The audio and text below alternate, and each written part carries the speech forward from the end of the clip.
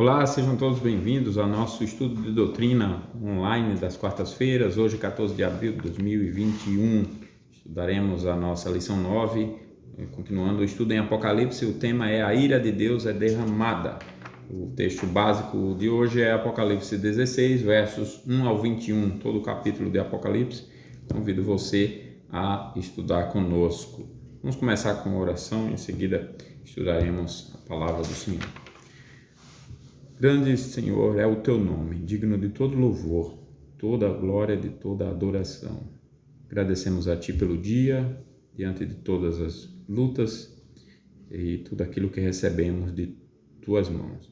Um momento de alegria, onde o Senhor nos ensina sobre a tua bondade, no momento de dor, onde o Senhor também manifesta os teus cuidados. Obrigado, Pai, por chegarmos ao final do dia protegidos e amparados pelo Senhor e agora termos a oportunidade de estudar a Tua Palavra. Nos abençoe, é o que te pedimos, e pedimos também perdão por nossos pecados, pois sabemos que temos ainda cometido pecados contra a Tua santidade. E oramos em nome de Jesus, nosso Senhor e Salvador. Amém. Apesar de, não bastasse tanto sofrimento, estudar ainda um tema como esse, né? A ira de Deus é derramada, mas é como outro dia alguém falou sobre a boa notícia de uma cura. Ele disse que quando o médico vai dar uma boa notícia de uma cura, primeiro ele vai falar da doença, ele vai ter que avisar que aquela pessoa tem uma doença, uma enfermidade, para depois falar da boa notícia, que é o tratamento e a cura. E não pode ser diferente. É preciso conscientizar a pessoa da sua enfermidade, convencê-la e convencê-la do tratamento. Da mesma forma, é o que faz o Evangelho, a palavra de Deus, a palavra de Cristo. Ela fala contra os nossos pecados, portanto, contra nós mesmos, nós somos os nossos pecados, para falar da salvação. E aqui tem uma mensagem maravilhosa também nesse sentido. Vamos, então, estudar a palavra do Senhor. Primeiro, nós vamos ler Apocalipse 16, versos 1 ao 21, diz assim: Ouvi, vinda do santuário, uma grande voz, dizendo aos 7 anjos: Ide e derramai pela terra as 7 taças da cólera de Deus. Saiu, pois, o primeiro anjo e derramou a sua taça pela terra, e aos homens portadores da marca da besta e adoradores da sua imagem sobrevieram úlceras malignas e perniciosas. Derramou o segundo a sua taça no mar, e este se tornou em sangue como de morto, e morreu todo ser vivente que havia no mar. Derramou o terceiro a sua taça nos rios e nas fontes das águas, e se tornaram em sangue. Então ouvi o anjo das águas dizendo: Tu és justo, tu que és e que eras o santo, pois julgaste estas coisas, porquanto derramaram sangue de santos e de profetas, também sangue lhes tens dado a beber. São dignos disso. Ouvi do altar que se dizia: Certamente, ó Senhor Deus Todo-Poderoso, verdadeiros e justos são os teus juízos. O quarto anjo derramou a sua taça sobre o sol, e foi-lhe dado queimar os homens com fogo. Com efeito, os homens se queimaram com um intenso calor e blasfemaram o nome de Deus, que tem autoridade sobre esses flagelos, e nem se arrependeram para lhe darem glória. Derramou o quinto a sua taça sobre o trono da besta, cujo reino se tornou em trevas, e os homens remordiam a língua por causa da dor que sentiam e blasfemaram o Deus do céu por causa das angústias e das úlceras que sofriam, e não se arrependeram de suas obras. Derramou o sexto a sua taça sobre o grande rio Eufrates, cujas águas secaram, para que se preparasse o caminho dos reis que vem do lado do nascimento do sol. Então vi sair da boca do dragão, da boca da besta e da boca do falso profeta 3 espíritos imundos semelhantes a rãs. Porque eles são espíritos de demônios, operadores de sinais, e se dirigem aos reis do mundo inteiro com o fim de ajuntá-los para a peleja do grande dia do Deus Todo-Poderoso. Eis que venho como vem o ladrão. Bem-aventurado aquele que vigia e guarda as suas vestes, para que não ande nu e não se veja a sua vergonha. Então os ajuntaram no lugar em que em hebraico se chama Armagedon. Então derramou o sétimo anjo a sua taça pelo ar, e saiu grande voz do santuário, do lado do trono, dizendo: Feito está. E sobrevieram relâmpagos, vozes e trovões, e ocorreu grande terremoto, como nunca houve igual desde que há gente sobre a terra. Tal foi o terremoto forte e grande. E a grande cidade se dividiu em 3 partes, e caíram as cidades das nações. E lembrou-se Deus da grande Babilônia para dar-lhe o cálice do vinho do furor da sua ira. Todas as ilhas fugiram, e os montes não foram achados. Também desabou do céu sobre os homens grande saraivada, com pedras que pesava cerca de 1 talento. E por causa do flagelo da chuva de pedras, os homens blasfemaram de Deus, porquanto o seu flagelo era sobremodo grande. É cada vez mais comum nós ouvirmos que as nossas penitenciárias aqui no Brasil estão superlotadas porque o Estado brasileiro pune demais. Quem defende essa tese entende que a punição é inútil, pois, segundo eles, cadeia não corrige ninguém e é necessário criarmos meios de reeducar o criminoso para que ele possa ser reinserido na sociedade. E, na verdade, é uma mentira, é uma falácia, é uma desculpa para defender a liberdade dos criminosos, como nós temos visto, né? São criminosos julgando a nação e defendendo criminosos para que cada vez mais a agenda da perversidade continue e aumente. Bem, é difícil ver esse excesso de punição com tantos criminosos à solta, seja porque não foram presos ou porque são libertados antes mesmo de terminar a pena. Mas será mesmo que punir é em si algo negativo? Deus não promete punir todo o mal que os irmãos acham. Nós temos no primeiro ponto, o castigo tem alcance universal. Vamos ver isso no capítulo 6 de Apocalipse, onde João passa a detalhar as taças que já havia introduzido lá em Apocalipse 15, verso 1, descrevendo uma visão do tabernáculo, no interior do qual Moisés colocara a arca com as tábuas da lei, chamadas de testemunho. Está no capítulo 15, verso 5, que pode ser conferido com Êxodo 26, 30, 31, capítulo 31, 18 e 32, 15. No Antigo Testamento, o Santo dos Santos significa local da presença divina, e aqui ele se abre para a saída dos 7 anjos responsáveis por liberar os flagelos que as taças contêm. Sua roupa reflete pureza e autoridade, lembrando as vestes do Filho do Homem, Apocalipse 16, 15, comparado com o 13 que já estudamos. Um dos 4 seres que João havia visto dizia do trono, diante do trono, entrega as taças aos 7 anjos, comissionando-os como mensageiros da cólera de Deus ao mundo ímpio. Eles saem para cumprir a sua missão e a glória de Deus se acende, expressando sua ira de forma que nem mesmo os seres celestiais podem permanecer em sua presença. São várias passagens aqui, né? Apocalipse 15, 7, comparado com Salmo 75, 8, Isaías 51, 17, Ezequiel 14, 19, Jeremias 10, 25, Jeremias 25, 15, 16, Apocalipse 15, 8, Êxodo 40, 35 e 1 Reis 8, 11.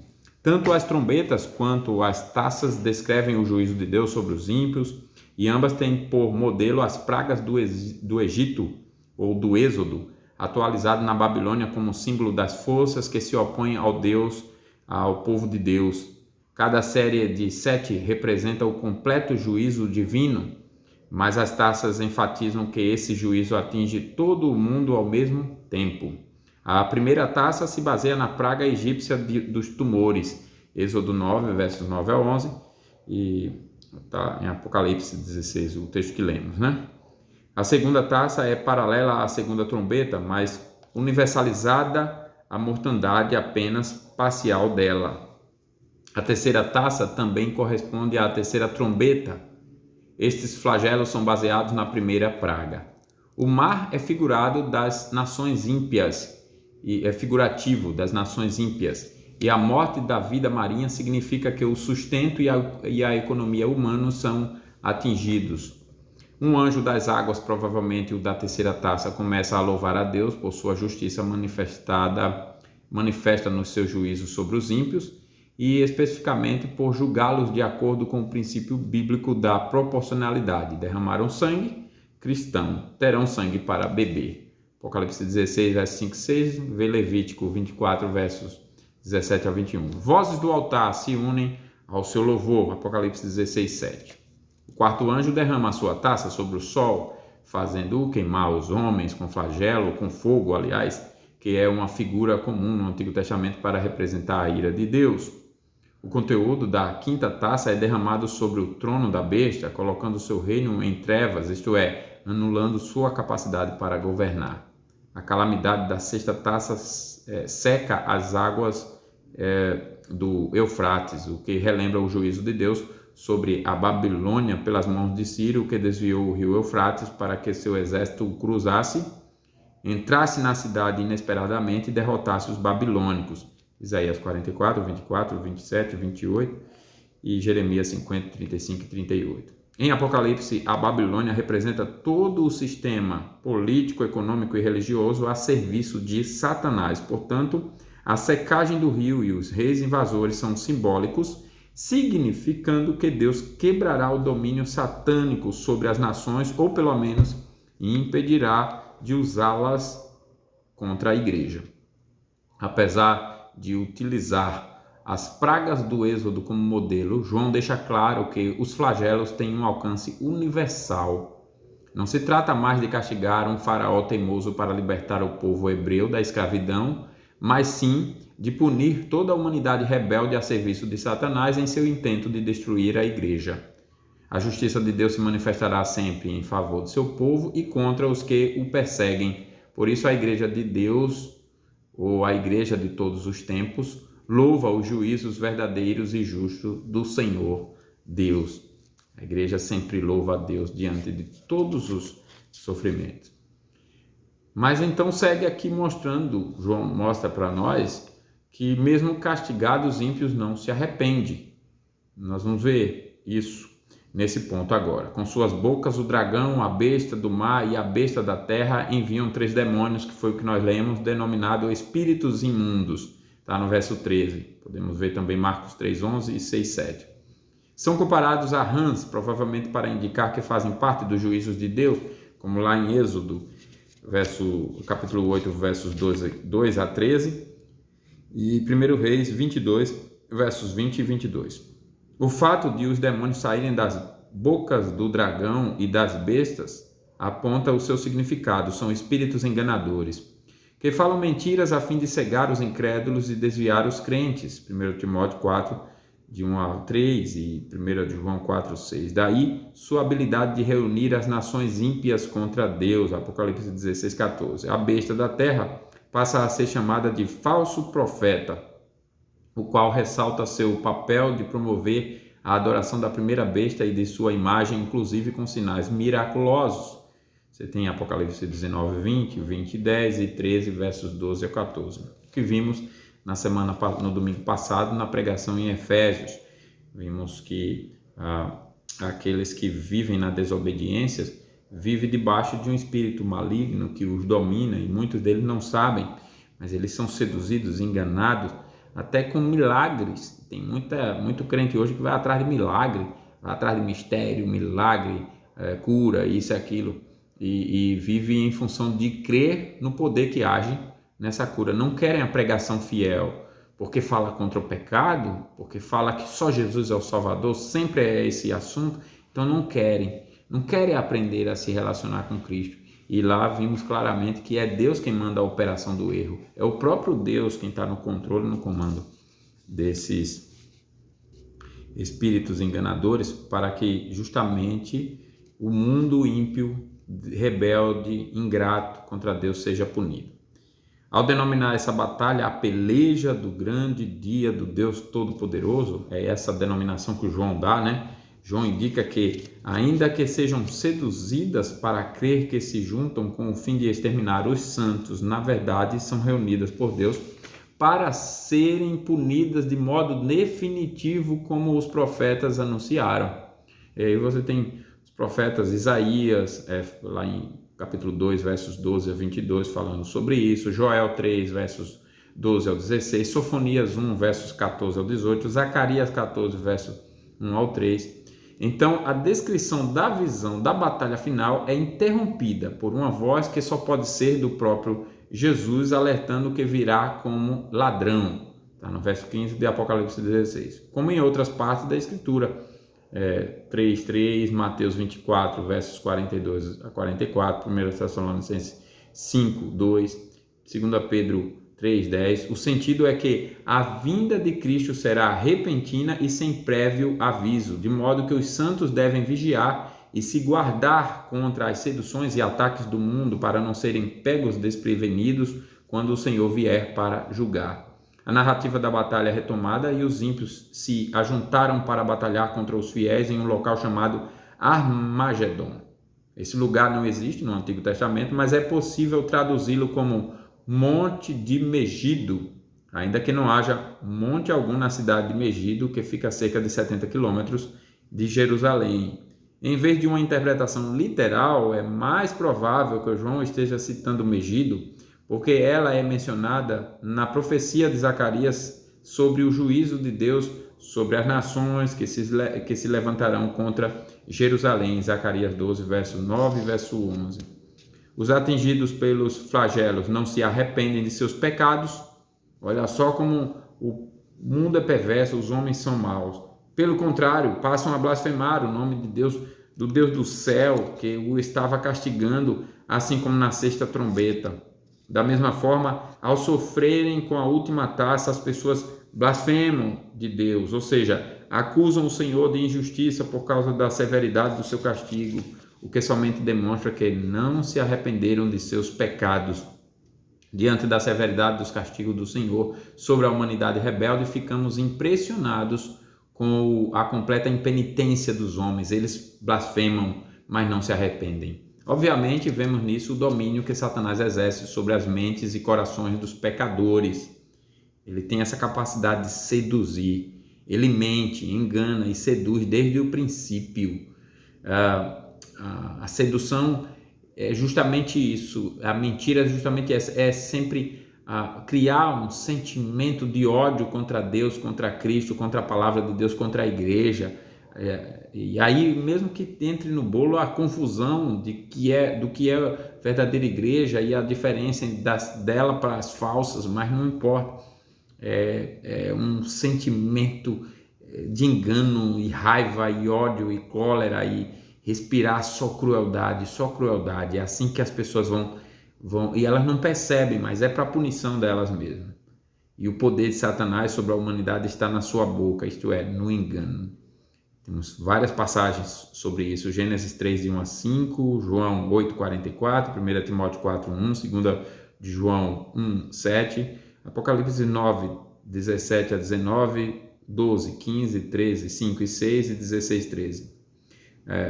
Por outro lado, somos levados a reconhecer que o arrependimento é uma graça concedida pelo Espírito Santo e não o resultado da razão humana tão corrompida pelo pecado. Como disse Spurgeon, o arrependimento é uma flor muito rara para nascer no jardim do orgulho humano.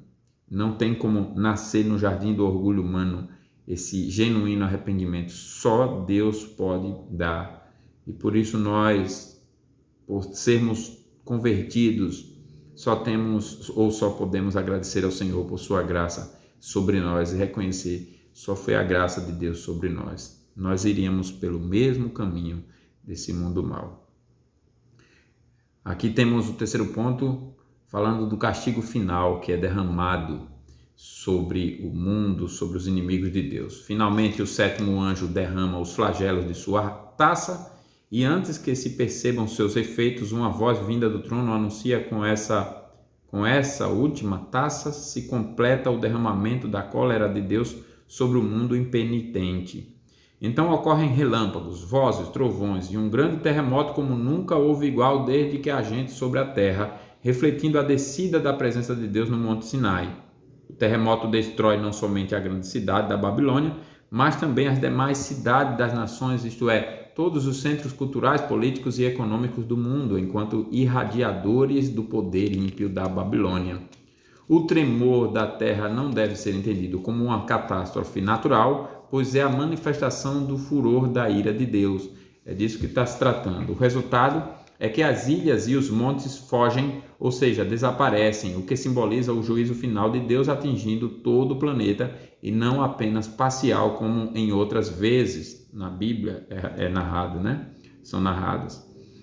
Os flagelos da última taça ainda incluem uma chuva de pedras, como na 7ª praga sobre o Egito, para destacar o quanto essa última chuva de granizo é mais grave que as anteriores. João informa que as pedras que caíam pesam cerca de 35 quilos cada, transformando aí para unidades de medidas mais atuais, mais conhecidas. Como já vimos, apesar da severidade do castigo, não há arrependimento, apenas mais rebeldia. E é interessante, a gente vai lendo o texto e vai percebendo essa ênfase de João, né?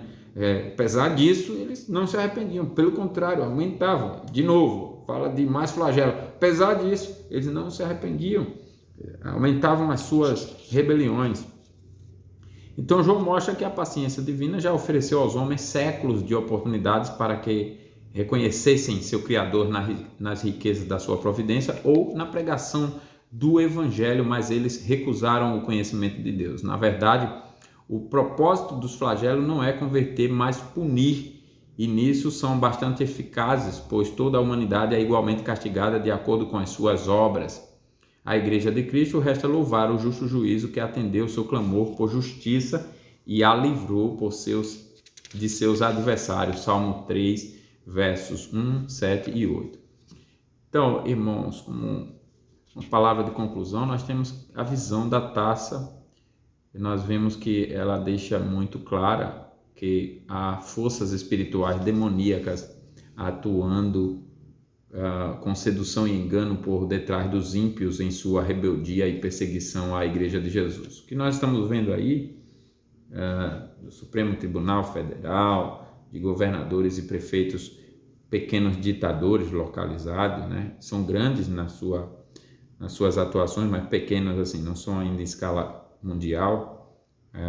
E por trás está o engano. Eles se acham, eles não têm consciência disso, que eles estão sendo enganados por Satanás, que eles vivem para servir a seu senhor e mestre perverso, mas é assim que eles vivem. Uma coisa curiosa é você ver que aqueles a quem eles mais deveriam amar, que é Deus, é quem eles mais odeiam. E é de quem eles recebem tudo que tem. Eles recebem a vida, eles nascem por causa da vontade de Deus, eles recebem a respiração diária. A qualquer momento Deus pode fazer parar o seu coração de bater, mas Deus não mantém. Deus poderia ter lançado no inferno imediatamente e não lançou. E Deus dá o alimento diário mesmo assim. E apesar disso, eles sentem a raiva contra Deus e como eles não veem a Deus, então eles agem contra a Igreja de Deus, contra a Igreja de Cristo, a genuína Igreja, ainda que no bolo esteja toda a confusão. Isso faz parte do pacote para enganar mesmo, é a capacidade de Satanás de seduzir para fazer agir contra a verdadeira Igreja de Cristo. E eles acreditam, né, naquilo que eles estão fazendo, não tem ideia do que está por trás, né? E com isso eu destaco a capacidade do sedutor de enganar. Por isso Jesus, na oração do Pai Nosso, ensina a pedirmos que não nos deixe cair em tentação, mas nos livre do maligno, desse diabo perverso, difamador, né? Que é esse o significado do termo aí, diabo, é aquele que difama. Ele faz com que as pessoas acreditem nas suas mentiras, que é sempre a palavra distorcida, e até milagres. Olha só, tem muita gente que vai atrás de milagres e vive de milagres, e é a capacidade dele de seduzir e enganar. Nós, como os cristãos, devemos confiar na justiça divina e entregar a ele a nossa vida e o nosso futuro, depender dele, depender do Senhor, depender de Deus, sabendo que ele é fiel para nos guardar no tempo da perseguição e nos vingar no dia do juízo. Louvado seja o Senhor. O sentido aqui não é para nos tornarmos improdutivos, inertes diante das circunstâncias. Essa cultura de uma crença cristã, pseudo-cristã, na soberania de Deus, que faz você viver de braços cruzados, como quem pede emprego, mas não se prepara nem vai atrás para entregar um currículo. Isso aqui é provocação, não tem nada a ver com Deus, não é nesse sentido. O sentido de confiar aqui na justiça e entregar a Deus nossa vida é para não fazermos justiça com a nossa própria mão e não alimentarmos sentimentos pecaminosos.